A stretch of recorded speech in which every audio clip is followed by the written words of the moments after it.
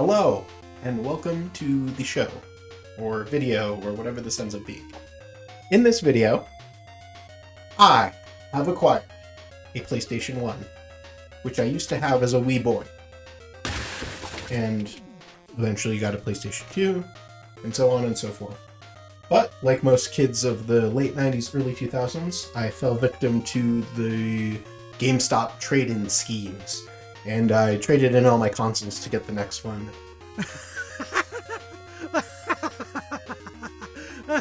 And I didn't retain any of my original collection, really. So I'm going to reattempt to create it through this series of videos, or shows, or whatever this ends up being, again. So, again, we have this bad boy, the PlayStation 1. We've got maybe some quick specs. If anyone is interested at all, we have the PlayStation itself. Let's see how I can do this. Let's focus.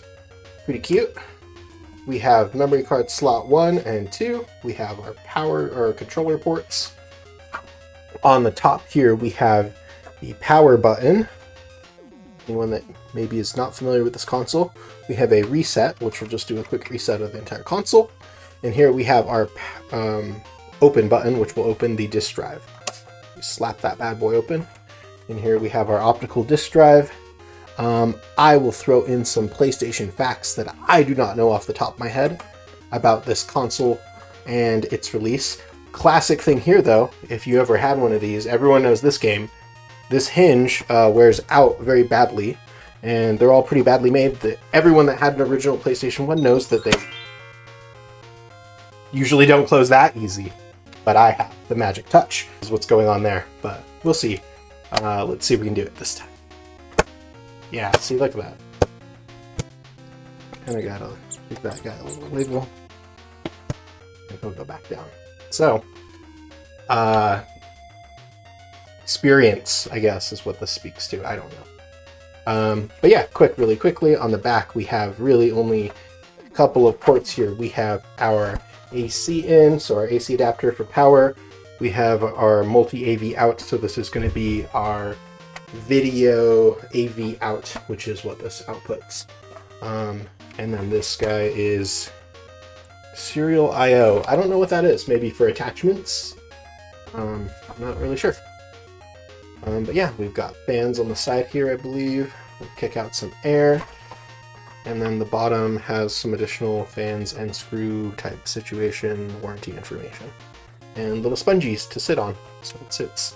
This is before they started introducing different ways to lay the console, so you were mostly expected to just lay this guy flat. It's probably better for the disk drive, I would assume, since they were pretty new back then. But yeah, I like this little guy. So, what this leads into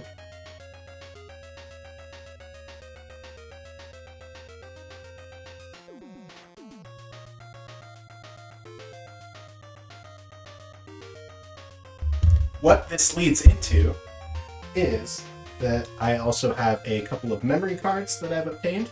I tried to test one and it seemed a little iffy, so got a backup just in case. I have 2 controllers, should it come up that I need 2 controllers. Seem pretty decent. Some of the analogs are a little weird. Get the basic thing we can talk about this now. We have a cord, obviously cable. They connect into the console I just showed you. But I did want to show you, for people that just never knew this console and weren't born yet, in order to use the analog sticks, you have to turn them on. This won't turn on because it's not plugged into the console. But turn this bad boy on, the little red light will turn on, and then these guys are working. If you don't do that, they don't function, which is really interesting. The controller is basically the same as to what people would consider like the DualShock 5 or 4. We have L1, L2s, we have our triangle, square, X, or cross, and circle, start, select, and then the analog to turn it on and off. R1, R3, and then our flippies for those. So yeah, pretty standard, what you would expect from the PlayStations. And then we are going to slowly start rebuilding a collection of games. And we're going to start off with Again, these are either games I had or games that I wanted to have, but I had no money because I was a child. So I rented this game a few times. I don't remember anything about it, but we have Rugrats Search for Reptar. So we're going to give that a run and see how that handles. I don't know if I'm going to rate the games. Maybe. I don't know. I think it's hard to rate old games on like current day standards. And just some little illustrations and information about the game, as you would expect in a user manual table of contents there. Basic stuff. So we will check out the Rugrats Search for Reptar. Give that a little run here on the OG PlayStation 1. And then if we also have time, we will be taking a look at a PlayStation, official US PlayStation Magazine demo disc.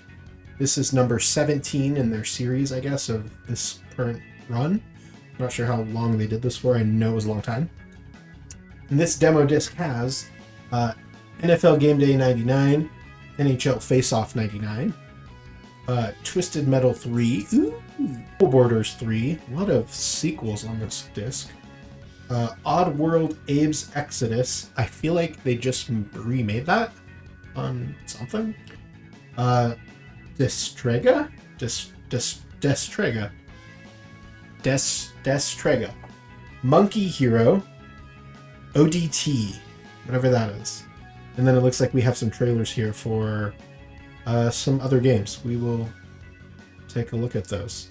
Oh, they also have dates on them. So this is disc number 17 of the official US PlayStation Magazine, February 1999. Nice! We just passed February. And 99 was like 20 years ago or something. I definitely wasn't born or old and a kid. So yeah. Let's enjoy this journey and see how it goes.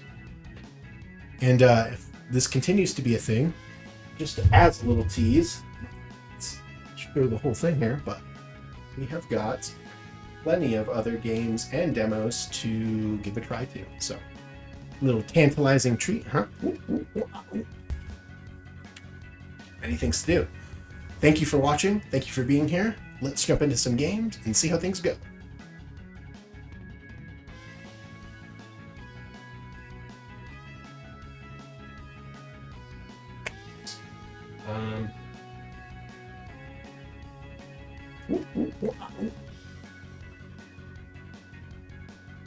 Nice.